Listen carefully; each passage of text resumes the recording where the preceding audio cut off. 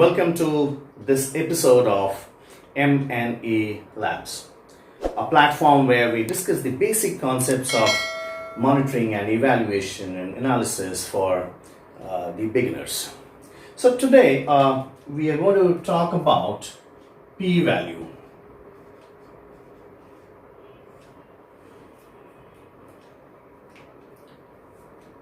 I'm sure you all must have heard about p-value. I've spoken with a lot of young researchers to understand what do they understand with the concept of p-value. Most of them said they have either heard of it or used it in their reports, saying it tells us whether the difference between two tests, two means, two samples are statistically significant if the p-value is less than 0.05.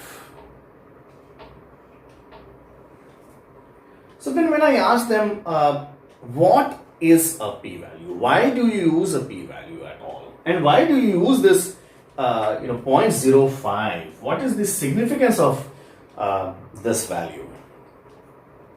The responses were generally vague. So today in this video I am trying to demystify it, explain it in simple terms using simple examples without throwing a lot of statistical jargons, so that you understand the basic the fundamental concept of the p-value, rather than just throwing this in the reports.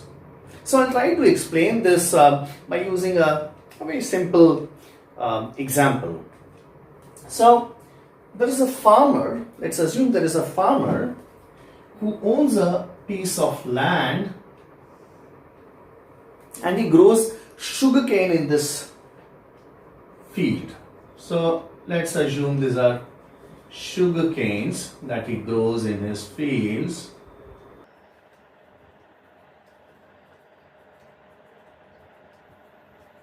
These are sugarcanes that he grows in his fields. Now, a salesman or representative from a fertilizer company comes and tells him, hey look, why don't you use our fertilizer? It will help grow your yields better. The height of your sugarcane will be much higher than what you generally produce currently without using the fertilizer. So the farmer was a smart farmer and he wanted to test it without really using this fertilizer on his entire field wherever he has. He tried to do a small experiment. So he took a piece of land where he was growing sugarcanes, cut it into two pieces or two halves. Let's say call this farm 1, the first half, and this is farm 2, the second half. What he does is he uses the fertilizer here in this farm, and he is not using the fertilizer in the second farm, the farm 2, and then waits for some time to see his sugarcanes grow. After a couple of months, he picks up one sample and checks the height of this sugarcane. He's surprised to see that the height of both the sugarcanes are 125 centimeter. So he's almost going to take the decision that look, this fertilizer is not working because the height of sugarcanes from both the farms are equal. So the representative from the fertilizer company said that, friend, why don't you take some more sugarcanes? In statistical language, you call it samples. Why don't you take more samples to test whether this there has been any impact or change because of this fertilizer or not? So then he picks up, let's say, 100 sugar canes or 100 samples from the field 1 and 100 from field 2, and then he calculates the average height of both the producers from both the fields. So here he realizes that the average, the mean height of the sugarcane is 122 centimeter, and the mean height of let's say this is 132 centimeter and this is 122 centimeter. 132 and 122. So intuitively it looks like the fertilizer has made some impact on the height of the crop or the yield of the crops. But can we say that this difference, which is like 10 centimeter difference, is this statistically different? Can we say that the produce from farm 1 and is statistically different from the produce from farm 2, right? This is where the p-value comes in. So what p-value tells is that yes or no, the difference of the two means are different or not statistically different, right? Now let's understand the concept of the p-value. I hope you have understood now where the p-value comes in. The p-value comes in to tell us whether the result that has occurred has not occurred by chance alone, right? It has not occurred randomly, but there is some scientific evidence behind it that this fertilizer is working and it is giving a better yield, a better growth of the sugar canes. Now let's understand the concept of p-value. To understand the concept of p-value, first we will have to understand the null hypothesis. First we have to understand the null hypothesis, right? This is also denoted as H naught. And I am assuming that you have heard about it. If not, then we'll discuss the hypothesis testing in some other session. But for this purpose, let us understand it that when we do an experiment, when we run an experiment, when we conduct a test, we start with the hypothesis. Our objective, for instance, in this case, is to see that the farm produce where the fertilizer is being used is better than the produce of the farm 2 because of the fertilizer. Now this is my hypothesis. The null hypothesis is the reverse of this, which actually says that the null hypothesis by character, by principle, it sees everything to be same, everything to be equal, right? So in this case, the null hypothesis will say that there is no difference between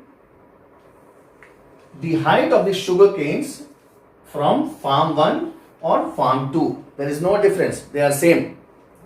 After conducting the test, our objective will be to reject this null hypothesis, right? So essentially, that this change is not occurring because of chance, right? So therefore we try to make sure that through this test we reject the null hypothesis, right? So this concept of null hypothesis is mostly I am assuming it it is clear. So null hypothesis says that there is no difference, and the alternate hypothesis says that let's say the real hypothesis is that there is a change. So by doing these tests, the significance test, we are suggesting that there is enough evidence to reject the null hypothesis, right? So we write a null hypothesis before doing this experiment, and then we reject the null hypothesis, right? So now let's say, for instance, in this example, my p-value is equal to, let's say, 0.03.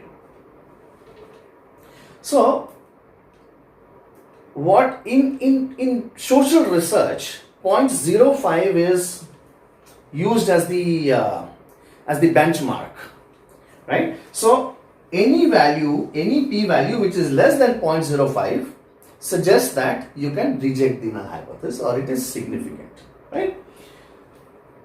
Now, where do we get this 0.05?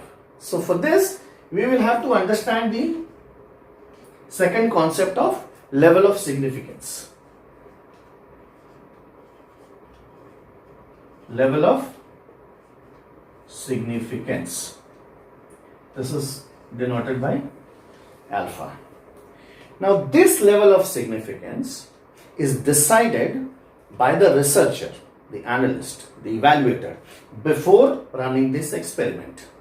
So this alpha can be set at 0.05, which is mostly used in social research.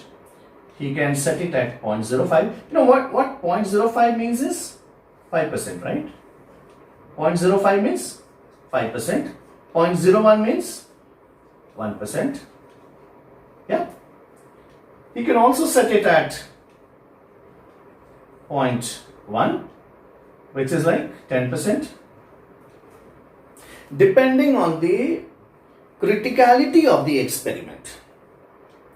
So we tend to use the level of significance as low as possible, because this is what it suggests, that it has occurred by chance, and we want to minimize that occurring by chance.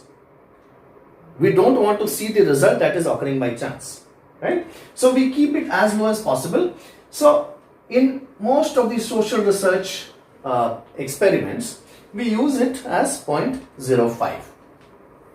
If it is 0.01, so that means it says that there is 1% chance that this result is occurring by chance, right? So 0.01 is used when you are doing some very critical research, like in medicine or something, right? Right. So here, since the p-value is 0.03, so that means we can say, so p here is less than 0.05, 0.03 is less than 0.05. So we can say that this result is not occurring by chance. So we can reject the null hypothesis, right? And then we can say with confidence that this fertilizer has impact on the yield or the growth of the sugarcane, right?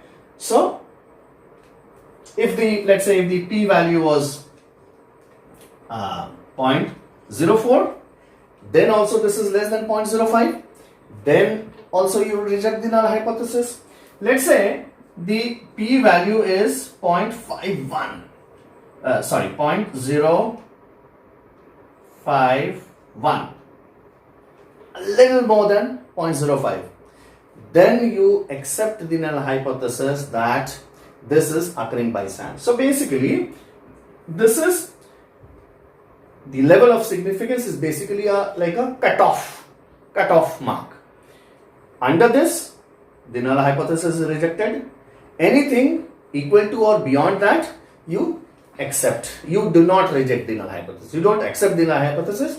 You do not have sufficient evidence to reject the null hypothesis, right? So null hypothesis either rejected or you do not reject. Either you reject it or you do not reject it based on the sufficient evidence through this test. So here in this session today we learned what is a p-value. So p full form is probability, right? So that is why it is called p-value. So probability, right? What is p-value? What is a null hypothesis? And what is the level of significance? So I hope this session was useful, and you are now able to understand the p-value better, and now you will be able to interpret and use this result in your research projects and research experiments. Thank you very much.